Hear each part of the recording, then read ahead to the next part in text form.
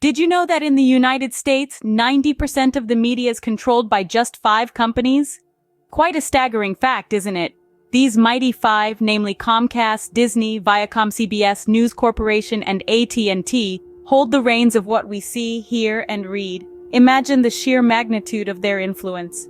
They have their hands on every facet of media, from television networks and movie production to radio broadcasts and online content.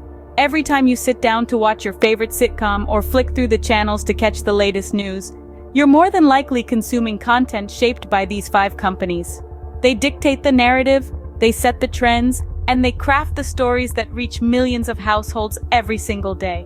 So when you tune into your favorite show or read the news, chances are it's coming from one of these 5 sources. But what about the rest of the world? Is this a uniquely American phenomenon? Well, let's take a peek across borders and see how media ownership shapes up globally. Let's start with Russia, a nation where the media landscape is largely dominated by state ownership. Here, the government controls a significant portion of the media outlets, including television, radio, and print.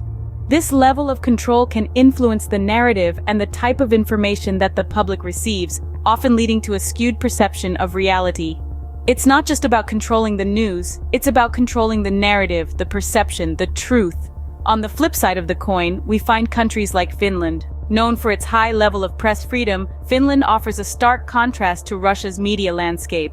In Finland, there is a rich diversity in media ownership, with numerous private companies and public broadcasters coexisting. This diversity fosters a healthy competition of ideas and perspectives, allowing the public to form their own opinions based on a wide array of information. But what does this all mean? Why does it matter who owns the media? Well, the implications of concentrated media ownership are far-reaching.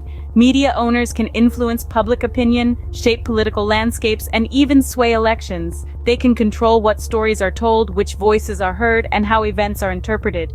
In a world where we are relentlessly bombarded with information, it is essential to understand who is behind the content we consume. Who is telling the story? Who is setting the agenda? Who is deciding what is news and what isn't? From the state-controlled media in Russia to the diverse media landscape in Finland, the control of information is power, and that power can be used to uphold democratic values or manipulate public perception. As you can see, the story of who owns the media is vastly different from country to country. We must remember that knowledge is power, and being aware of who controls our information is the first step towards taking back that power. Now that you understand who controls the media, it's time to ask, what does this mean for you? We're living in an era where information is at our fingertips, a mere click away. But with this convenience comes a responsibility. It's crucial to be mindful and discerning about the information we consume and its sources. This is where the power of critical thinking comes into play. Critical thinking is not about doubting everything you hear or read, but rather questioning its validity. It's about understanding the context, considering the source, and evaluating the evidence. It's about going beyond the surface and digging deeper. Media literacy, a key aspect of critical thinking, is the ability to understand how media messages shape our culture and society. It's about recognizing that every media message has a sender with a unique perspective and potential bias. It's about being aware that media messages can influence our beliefs and behaviors.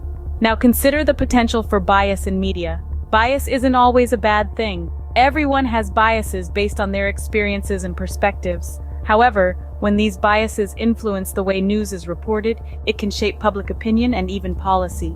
It's essential to recognize these biases and consider how they might be influencing the information you're consuming. For instance, a media outlet owned by a corporation might be less likely to report negatively on that corporation or its interests. Similarly, an outlet owned by a political figure may lean towards promoting their political agenda. How do we navigate this? By diversifying our information sources, by seeking out different perspectives, by fact-checking, by remembering that no single source has a monopoly on the truth. So it's not just about consuming information, but about analyzing it, questioning it, and making informed decisions based on it. So next time you watch the news or scroll through your social media feed, remember to question the source. After all, knowledge is power, and you hold the power to think critically about the world around you.